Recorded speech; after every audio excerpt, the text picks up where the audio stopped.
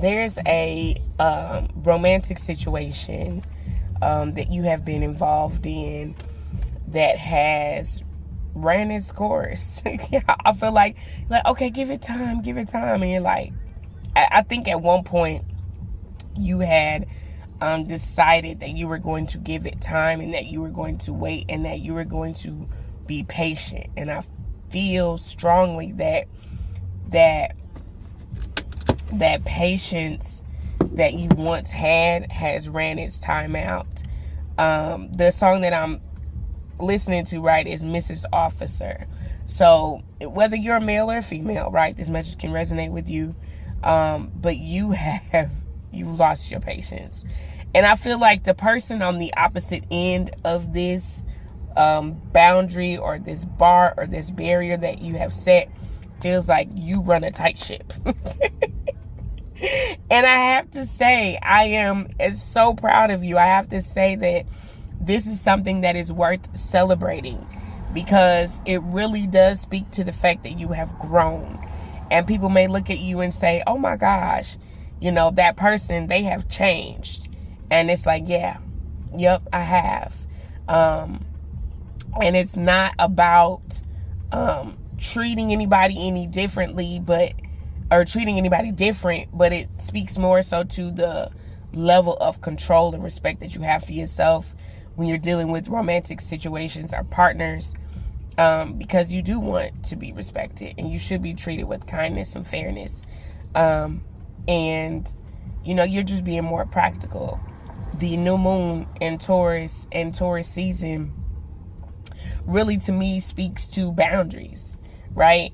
A lot of people would suggest that Tauruses are extremely stubborn or independent, but it's an energy of being grounded, right? It's the first zodiac in the new year that is an earth energy, and earth energy is about being grounded. It's about being steadfast, and it's about being patient and bold, right?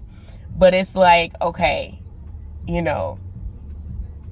I've learned that if I take this new step, right, with Aries energy, it's like, I learned that if I take this new step and I be bold and I go in a new direction and I put myself first, right, because Aries is the head, right, in terms of astrology. It's like, if I put myself first, if I be bold and I make this first move, everything else that I do after that will follow. So the passionate, fiery Aries energy, being compatible or being cohesive with this grounded earth energy in Taurus, says, look, if I got to put me first, right? I got to put me first and be grounded in my decisions and my choices and the decisions that I'm making.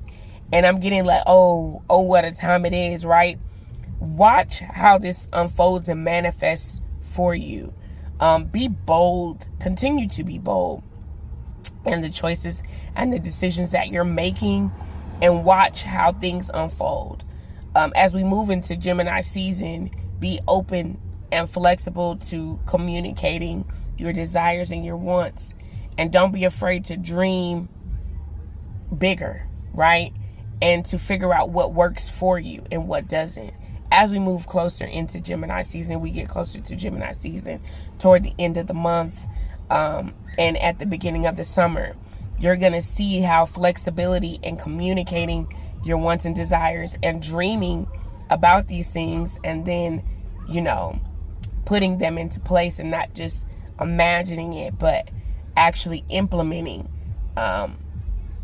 these behaviors and these ideologies and these ideals. You're going to see how things work out for you, and you're going to be just fine. You're going to be all right. All right. So that's the message that I have for you guys. Thank you so much for your support, for tuning in, for being here with me on the journey. I love you guys. To life, more life. Peace.